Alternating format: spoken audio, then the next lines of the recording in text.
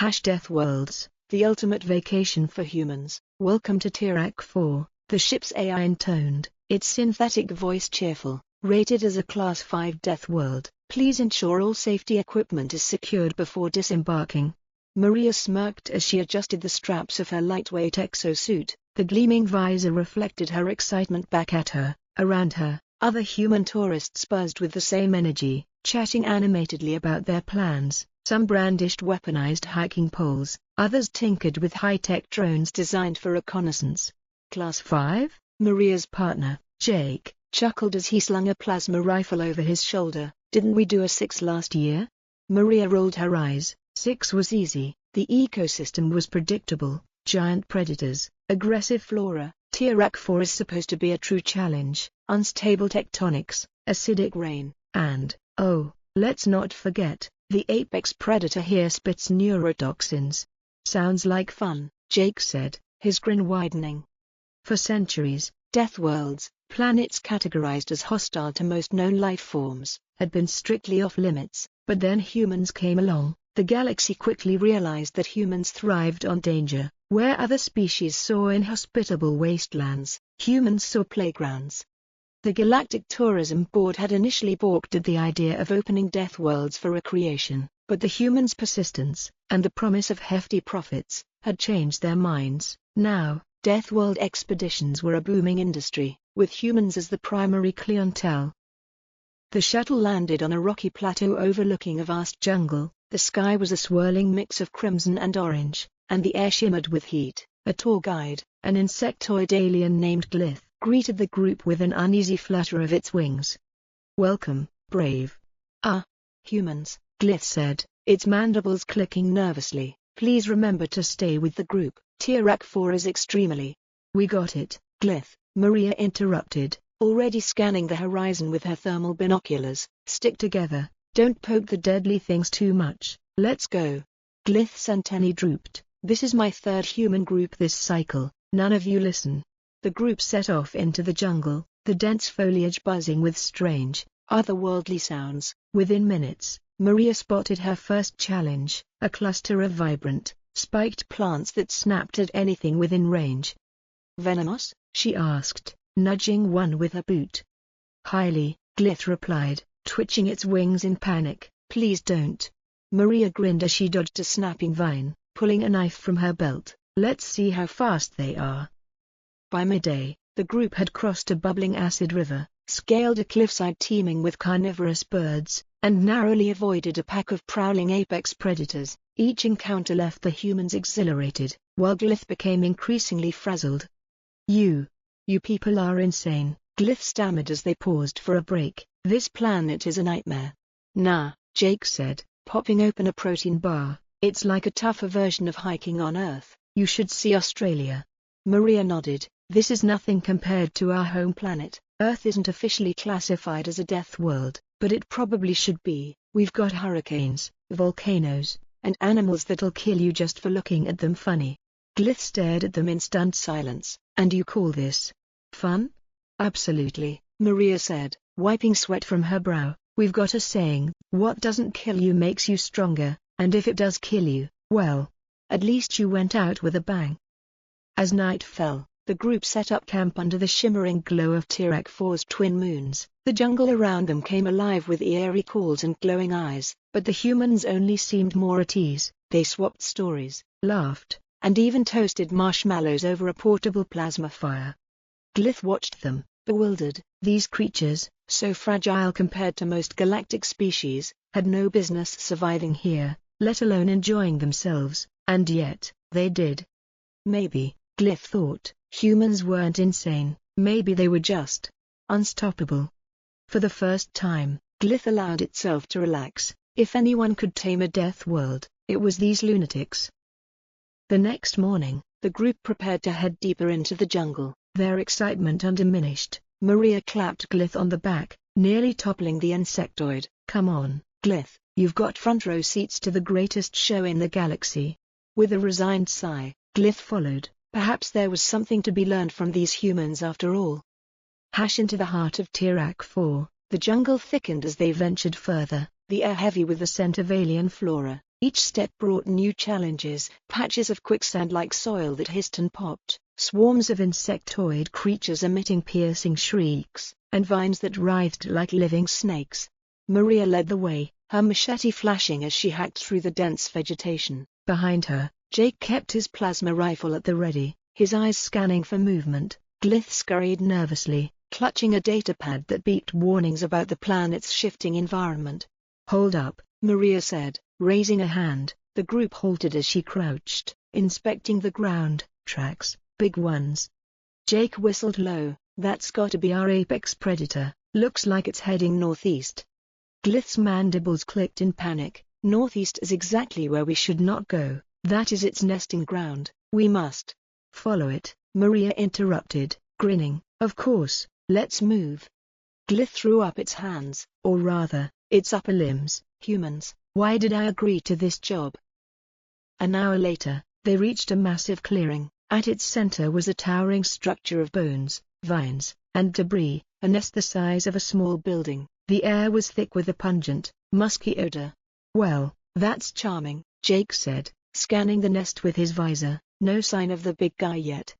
As if on cue, the ground trembled. A low growl reverberated through the air, followed by the crunch of foliage. The group turned to see it, a hulking, quadrupedal beast covered in jet-black scales, its 6 glowing eyes locked onto them, and a long, serrated tongue flicked out, dripping with a green, viscous liquid. "Neurotoxin," Glyth whispered, trembling. "I told you."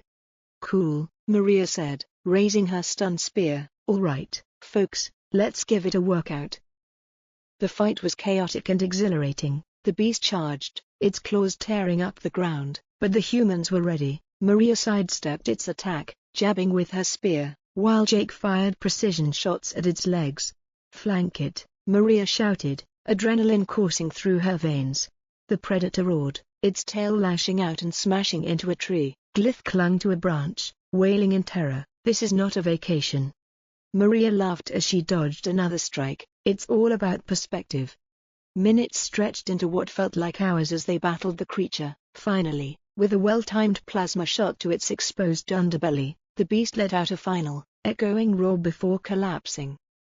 The group stood over the fallen predator, breathing heavily. Maria wiped sweat from her brow, her grin wider than ever. "Now that's what I call a challenge," she said.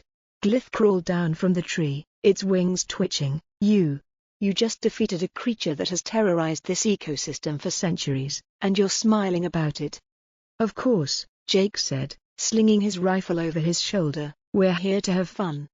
"And to prove a point," Maria added. "Humans don't back down from a fight, even on a death world." Glyth stared at them, its compound eyes wide. "I'm going to need therapy after this." The journey back to the shuttle was quieter, though no less eventful. The jungle seemed almost subdued, as if the defeat of its apex predator had sent a ripple through the ecosystem. When they finally boarded the ship, Glyth collapsed into a seat, muttering to itself. Maria and Jake, on the other hand, were already planning their next adventure. "So, what's next?" Jake asked. "Class 7, maybe a water world with flesh-eating algae?" Maria grinned. "Let's aim higher. I hear there's a Class 8 opening up next year. Supposedly no one's ever come back alive." Jake laughed. "Perfect, book it." Glyth groaned, covering its face with its claws. As the ship lifted off, Maria gazed out the window at the sprawling jungle below. Deathworlds weren't just vacations for humans, they were a reminder of what they were capable of. And for Maria, that was the real thrill.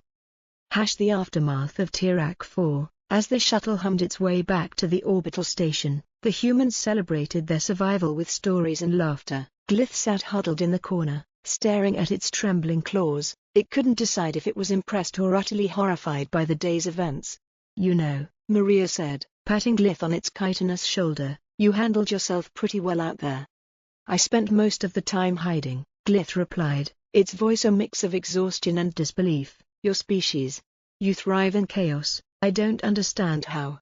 "It's simple," Jake said, sipping from a hydration pack. "Back on Earth, we grew up facing challenges, dangerous animals, natural disasters, and even each other. It's in our DNA to adapt and overcome."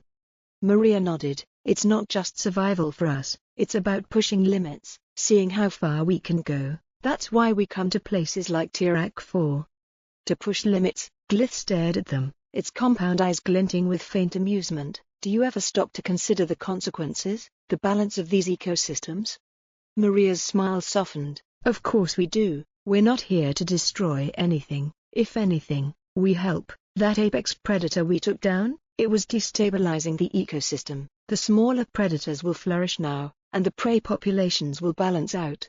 Glyth blinked. You're saying that was conservation? Jake shrugged. More like a side effect of having fun. Win-win, right? When the shuttle docked at the orbital station, the group disembarked into a bustling terminal filled with tourists, merchants, and staff from dozens of species. Screens displayed advertisements for other Deathworld tours, each promising thrills and danger tailored to humans. Looking for your next adventure? A holographic attendant asked as Maria passed by. She grinned. Always. The debriefing with the Galactic Tourism Board was uneventful, at least for the humans. Glyth, still jittery, detailed the group's encounters with a level of dramatization that had the alien administrators gasping. Unbelievable, said a reptilian official as Glyth described the apex predator fight. And the humans survived without casualties? Not only survived, Glyth said, its mandibles clicking, they enjoyed it. The official turned to Maria and Jake, who were lounging in their chairs, looking bored. Your resilience is remarkable, and profitable, I might add. Tirak 4 bookings are already up 20% after your expedition. Maria smirked, glad we could help. Later, as they prepared to board a transport back to Earth, Maria and Jake were approached by a tall, willowy alien with iridescent skin. It introduced itself as an executive from a rival tourism company. We're expanding our Deathworld portfolio, it said, its voice melodic and persuasive, and we'd like you to be our ambassadors. Your reputation as Deathworlders is already spreading across the galaxy.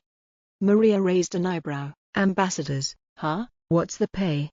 Substantial, the alien replied, and you'd get exclusive access to unexplored worlds, Class 7s and beyond. Jake glanced at Maria, a mischievous glint in his eye. What do you think? Maria grinned. I think we've found our next adventure. As the transport departed, Glyth watched from a safe distance. Despite its terror, it couldn't help but feel a spark of admiration for the humans. Perhaps, it thought, the galaxy wasn't ready for humans to stop exploring. Deathworlds might have been the ultimate vacation for them, but to everyone else, they were a living reminder that even the most dangerous places in the universe could be conquered, with laughter, courage, and a touch of madness. And somewhere deep in its exoskeletal chest, Glyth felt the faintest inkling of curiosity. Maybe, just maybe, it would join them again someday.